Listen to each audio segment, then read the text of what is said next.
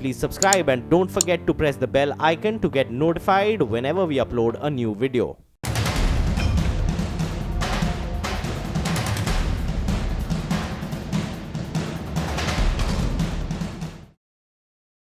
नमस्कार, मैं हूं आपके साथ हिमानी नैथानी। दिल्ली के असोला के जंगलों में कई करोड़ रुपए खर्च करके एक ऐसा ठिकाना बनाया गया है जहां राजधानी के अलग अलग इलाकों से पकड़े गए बंदरों को रखा जाता है।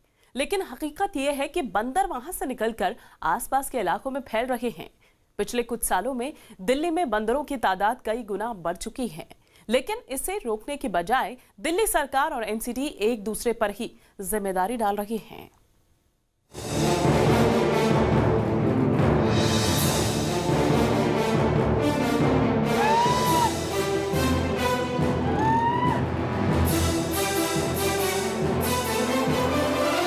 दिल्ली के कई इलाकों में सुबह कुछ इसी अंदाज में होती है। आप चाहें ना चाहें, ये बिन बुलाए मेहमान आपके घर में दाखिल हो जाते हैं। अगर घर से बाहर खदेड़ दिया तो खिड़की से झांकते रहते हैं। इंतजार बस एक मौके का है कि कब नजर हटे और आपके खाने पर यह हाथ साफ कर दे। लेकिन जो इन बंदरों की फितरत से वाकिफ है, वो किसी तरह खुद को और अपने खाने को इनके हाथ आने से बचाते फिरते हैं। हालांकि इससे बंदरों की सेहत पर कोई फर्क नहीं पड़ता। वो एक घर से दूसरे घर, इस गली से उस गली तक आराम से छलांगे मार रहे हैं। और दिल्ली के एक बड़े इलाके में रहने वाले लोग हर वक्त दहशत के साए में जी रहे हैं। लोग अपनी ही छत पर आराम से टहलने के लिए तरस गए। राहत सिर्फ उन्हीं को है जिन्होंने पैसे खर्च करके लोहे की जालियां लगवा ली है।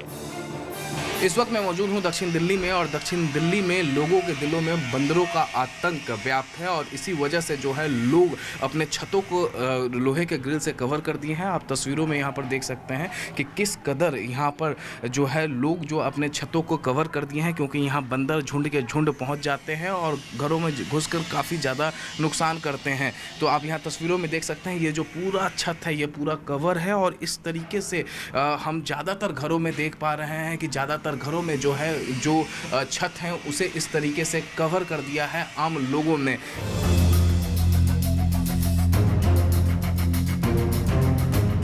पिछले साल बंदर के काटने से 867 मामले सामने आए थे, जिसके बाद दिल्ली हाई कोर्ट ने दिल्ली की सभी एजेंसियों को मिलकर बंदरों की समस्या का हल निकालने का आदेश दिया था।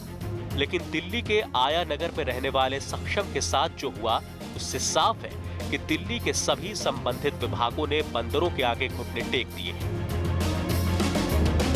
मैं और मेरे भाई और पापा वैन के लिए खड़े थे, तभी एक छोटा सा बंदर था, वो ऊपर खंबे पे चढ़ रहा था, तो उसकी जो मम्मी थी वो उसे छोड़ के चली गई। तो एक मोटा सा बंदर आया पीछे से, मेरे कंधे पे चढ़ा और मेरा कान यहाँ से काट लिया। और जैसे पापा ने देखा तो ईंट फेंकी उस पर, लेकिन जब तक मेरा कान कट गया था। बंदर काफ़ी आ जाते हैं, कभी हम छत जाते हैं कपड़े फैलाने या बैठे धूप सेकते हैं सर्दियों में, तो बंदर आके हमला कर देते। कई एक बार तो मेरा कुर्ता पकड़ के खींच दिया था, मैं सीढ़ी से गिर भी गई थी।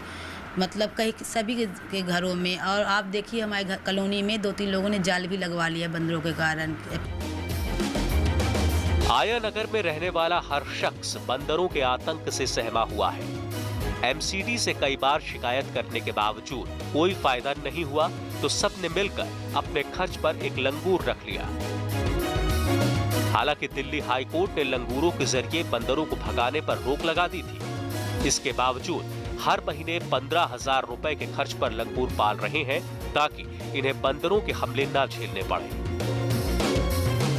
इस वक्त मैं मौजूद हूं दिल्ली के आया नगर में, और आया नगर में भी लोग जो हैं यहाँ के जो रेसिडेंट हैं वो बंदरों से परेशान हैं। बंदरों का आतंक इस कदर है कि वो अपने घरों में लंगूर बांध के रखे हुए हैं। आप तस्वीरों में देख सकते हैं ये जो पेड़ है, इस पेड़ पर लंगूर बांधा गया है, और ये इसलिए क्योंकि आए दिन यहाँ पर बंदर पहुँच जाते थे, काफ़ी ज़्यादा मंकीस आते थे, और उसके बाद जो घर के जो सामान है, जो गाड़ी है और जो दूसरे सामान है उसमें तोड़ फोड़ करते थे। तो इससे जो है यहाँ के रेसिडेंट परेशान हो गए, और इन्होंने इसे उसके बाद इस लंगूर को यहाँ पर हायर किया। देखिए, हम कोई 1.5 साल से इतने परेशान थे, और उनके बंदरों की वजह से इनको हटाने के लिए हमने बहुत चीज़ें ट्राई की। वो सोनिक आते हैं, आवाज़ निकालते हैं अजीब, वो लगाए, मतलब काफ़ी पैसा खर्चा किया और नुकसान पे नुकसान होता गया। तो फिर कुछ नहीं सक्सेसफुल हुआ। फिर किसी ने सलाह दी कि आप बंदर रखिए, तो हमने बंदर रखा है। इसका किराया देते हैं, आदमी है, लंगूर को रखा बंदर। तो ये बंदरों से पहले बंदर आए तो उनके झगड़े हुए, उन्होंने भगाया है इसको।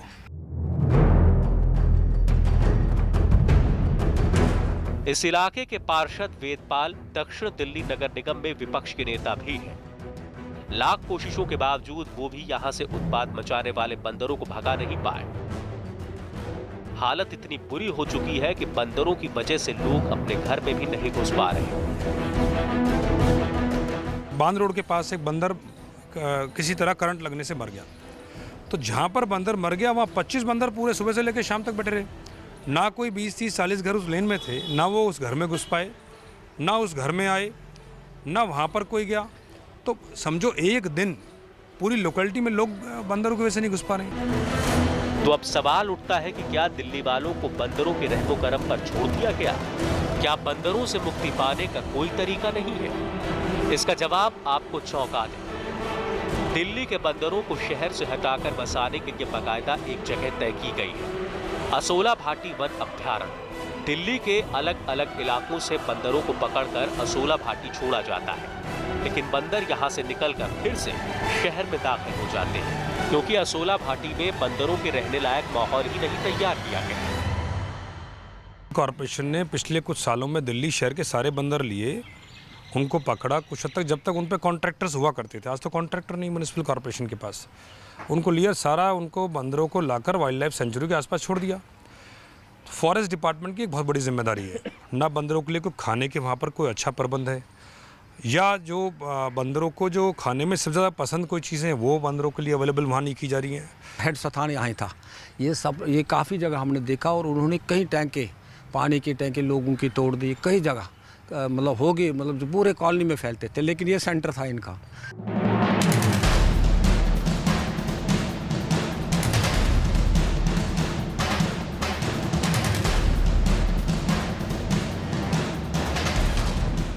असोला भाटी अभ्यारण्य में पिछले 10 साल में बंदरों के खाने पर 10 करोड़ 30 लाख रुपए से ज्यादा खर्च किए जा चुके हैं। इसके बावजूद बंदर वहां से निकलकर आसपास के इलाकों में दाखिल हो रहे हैं। अब तो एमसीडी के अधिकारी भी मानने लगे हैं कि दिल्ली को इस समस्या से छुटकारा दिला पाना आसान नहीं।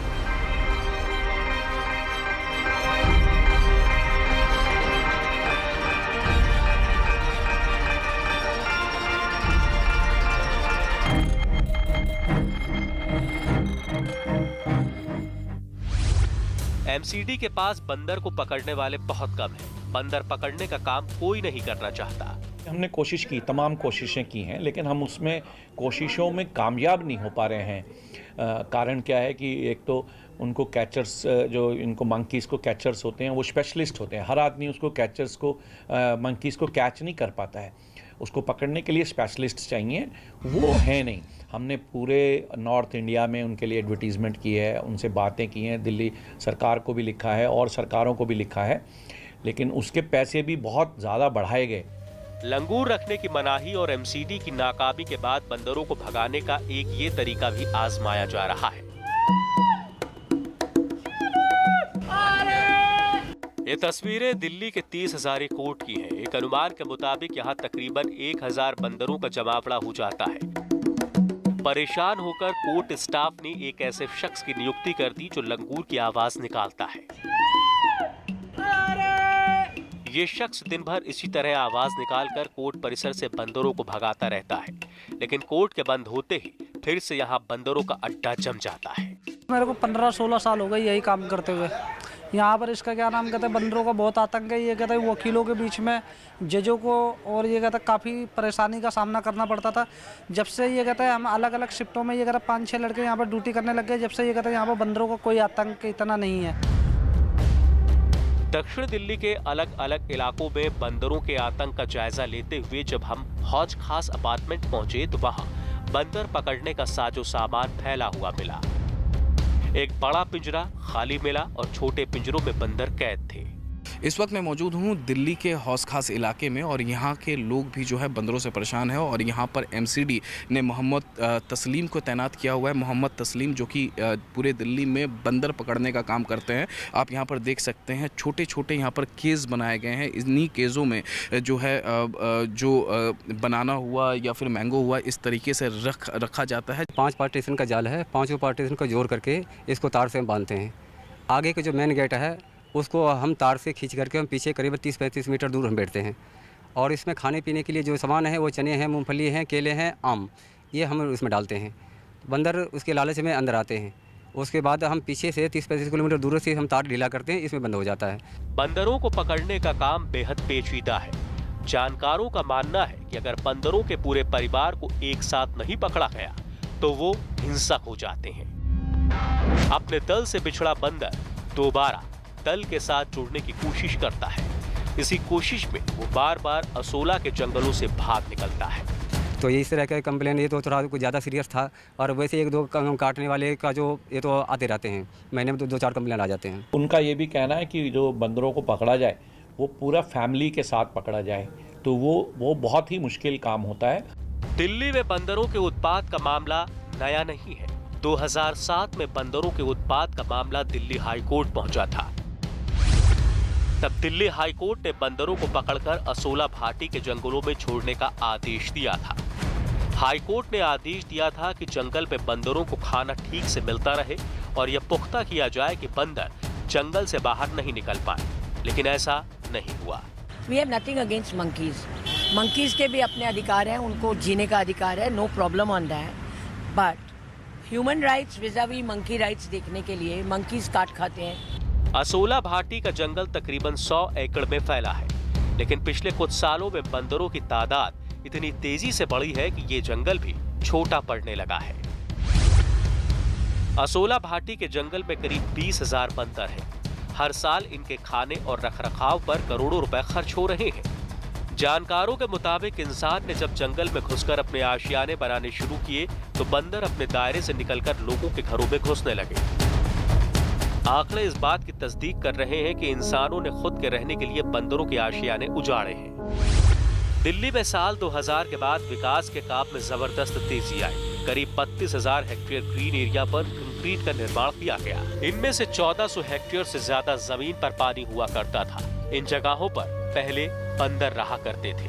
बंदरों की संख्या बढ़ गई है, बहुत बढ़ गई है।